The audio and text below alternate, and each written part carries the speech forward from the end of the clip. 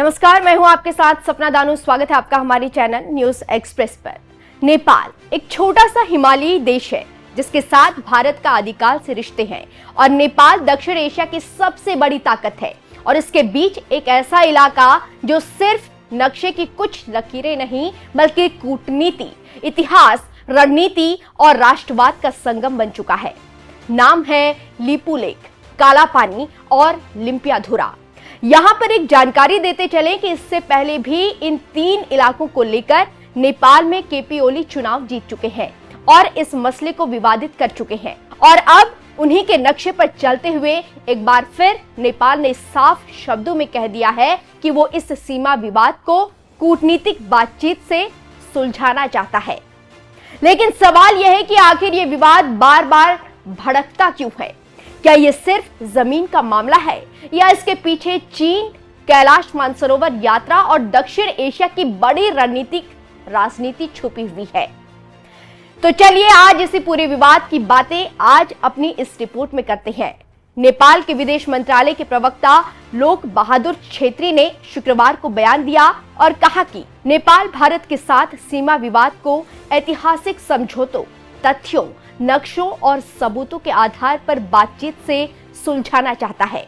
छेत्री ने दो टूक कहा कि महाकाली नदी के पूर्व में स्थित लिम्पियाधुरा, लिपुलेख और काला पानी नेपाल के अभिन्न अंग है और इसके लिए उन्होंने 1816 की सुगौली संधि का हवाला दिया। मतलब नेपाल का साफ दावा है कि यह इलाका उसी का है, लेकिन भारत इस दावे को सिरे से खारिज करता है। नेपाल के आरोपों पर दिल्ली का कहना है कि नेपाल ने जो नक्शा जारी किया है और जो दावे किए हैं वो एक तरफा और मनगढ़ंत विस्तार। भारत इन्हें मानने से इनकार करता है।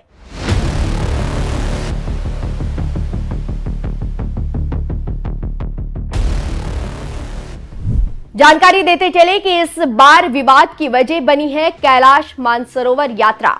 भारत ने 30 अप्रैल को घोषणा की कि जून से अगस्त के बीच कैलाश मानसरोवर यात्रा दो रास्तों से कराई जाएगी। पहला उत्तराखंड के लिपुलेख दर्रे से, दूसरा सिक्किम के नाथुला से। यही नेपाल का विरोध है। नेपाल ने कहा कि लिपुलेख उसका हिस्सा है, इसीलिए भारत और चीन इस रास्ते का इस्तेमाल कैसे कर सकते हैं। अब यहाँ कहानी सिर्फ धार्मिक यात्रा तक सीमित नहीं रहा है। असल खेल भू राजनीति का है, क्योंकि लिपुलेख सिर्फ एक पहाड़ी दर्रा नहीं बल्कि भारत, नेपाल और चीन के त्रिकोणीय सीमा क्षेत्र के बेहद करीब स्थित एक रणनीतिक गलियारा है। यहीं से चीन के तिब्बत क्षेत्र तक पहुंच आसान होती है और यही वजह है कि यह इलाका सैन्य और व्यापारिक दृष्टि से भी बेहद अहम है। अब हम आपको पीछे का थोड़ा इतिहास बता देते हैं जिससे आपको पूरी बात समझ आ जाएगी। बात दरअसल यह है कि 1816 में अंग्रेजों और नेपाल के बीच सुगौली संधि हुई थी। इसी संधि ने नेपाल की सीमाएं तय की थी। नेपाल का दावा है कि महाकाली नदी उसकी पश्चिमी सीमा है और नदी के पूर्व का पूरा इलाका मतलब काला पानी, लिपुलेख और लिम्पियाधुरा नेपाल का हिस्सा है। लेकिन विवाद यहीं से शुरू होता है। असल सवाल यह है कि महाकाली नदी का वास्तविक उद्गम कहाँ है। नेपाल कहता है कि नदी लिम्पियाधुरा से निकलती है, जबकि भारत अलग व्याख्या करता है। यानी लड़ाई सिर्फ जमीन की नहीं, नक्शों और इतिहास की व्याख्या की भी है। और ये विवाद नया नहीं है। 1990 के दशक से ये मुद्दा समय समय पर उठता रहा है, लेकिन 2020 में अचानक इसने बड़ा राजनीतिक रूप ले लिया जब भारत ने लिपुलेख तक सड़क बनाई ताकि कैलाश मानसरोवर यात्रा आसान हो सके। तब नेपाल में भारी राजनीतिक प्रतिक्रिया हुई।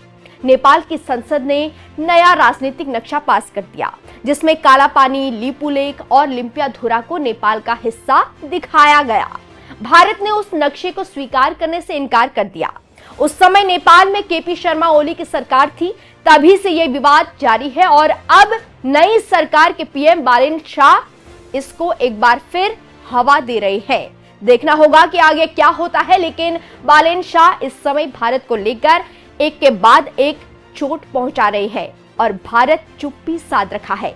देखना होगा कि आगे क्या कुछ होता है। लेकिन लिपुलेख, काला पानी और लिम्पियाधुरा का मुद्दा उठाकर नेपाल ने एक बार फिर विवाद को हवा दे दी है।